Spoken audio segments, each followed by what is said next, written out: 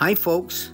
This is Don Meissner with the North Country Fishing Report. You know, one of the things I don't think I've talked about much, and one of the things that I've really kind of learned, I guess, just in this late period of my life where, you know, you'd think you'd know all about it. And boy, every day I realize I know less about it.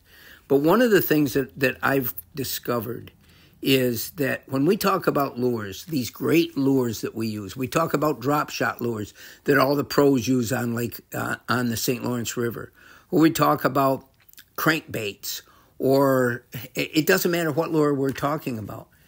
There really is a certain lure that will work well in certain types of waters and might not work in others. And that's not just because it might look like what they eat one place and not what they eat in another.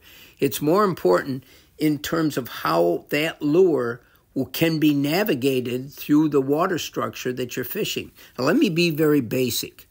One of the lures that I really do well with is a tube jig or any kind of like finesse type of creature-looking lure that I use. A very lightweight, cast it out, let it drift naturally in the water currents, or even if I'm fishing in a lake, I cast it out, let it sink down, and slowly work it up and down in, kind of like a jigging technique.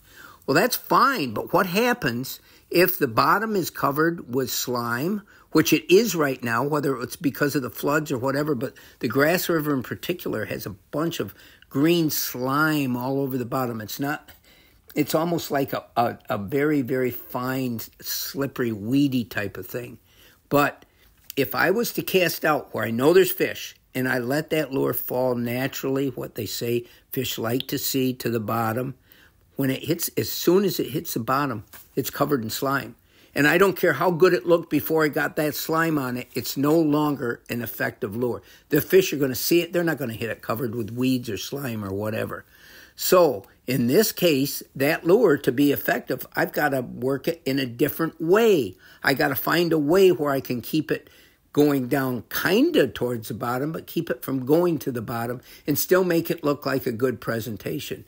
The same occurs with just about anything. If you've got a lure that works wonderful in a lake, you take it in a river and there's a strong current, that current's going to affect what that lure looks like, and it's not going to look the same if it's a lure that you throw out and just reel back.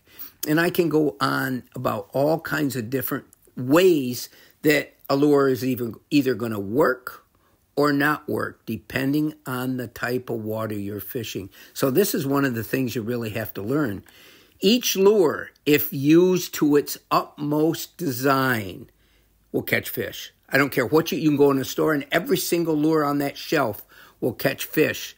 But the only way they're going to catch fish is if you learn how to use them effectively so they look like something the fish thinks they want to have. Until next time, folks, this is Don Meissner with the North Country Fishing Report.